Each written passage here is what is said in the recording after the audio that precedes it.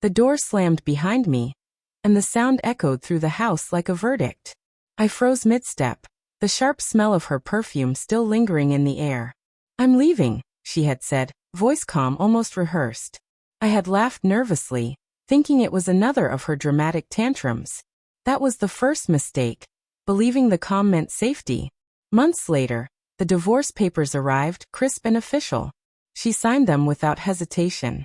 Our daughter, Emily, then 12, watched silently as I read through the terms. That night, when I tried to hug her, she recoiled and whispered, "You're useless." The words cut deeper than any legal document, sharper than the jagged edges of our broken marriage. I felt like I'd been erased from both their lives.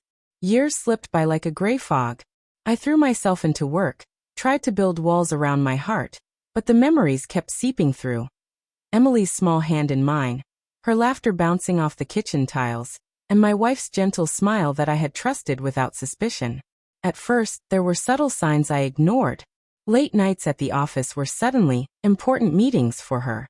Phone calls that ended abruptly when I entered the room. A new perfume scent, faint, unfamiliar. I told myself I was overreacting, that love sometimes required patience, understanding, blind trust. But trust is fragile.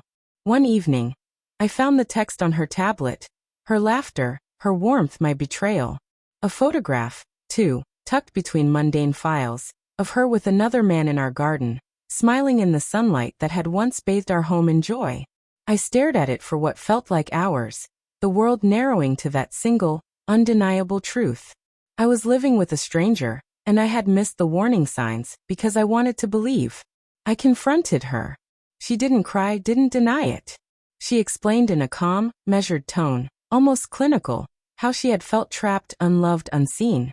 Her words were precise, rehearsed even, and I could feel my fury bubbling alongside a strange, unwelcome pity.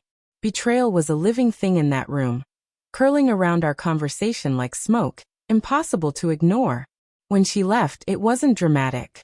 No door slammed, no shouting matches. Just a soft click, a turn, and she was gone. Emily stayed with her mother. My daughter's anger was a constant companion. Letters came then stopped. Birthdays passed without acknowledgement. Every missed call, every unopened message felt like a dagger twisting inside me. Years later, a tentative knock broke the monotony of my quiet apartment. I opened the door.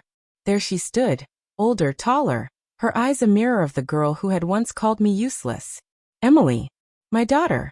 She didn't speak at first, only stared, as if measuring the man I had become against the one she remembered. "I needed time," she whispered. Her voice trembled, carrying the weight of years of resentment and unspoken pain. I wanted to reach out, to hold her, but the anger, the hurt, and the betrayal still held me frozen. "You have no idea what it's like," she continued. "To feel like everything you love isn't enough." I swallowed hard, memories crashing in on me. Her tiny fingers clutching mine, her first day at school, her tear-streaked cheeks when we moved into the apartment after the divorce. "Emily, I've waited," I said softly, voice cracking. She flinched, as though my words could hurt her as badly as hers had hurt me. We sat. Hours passed like minutes.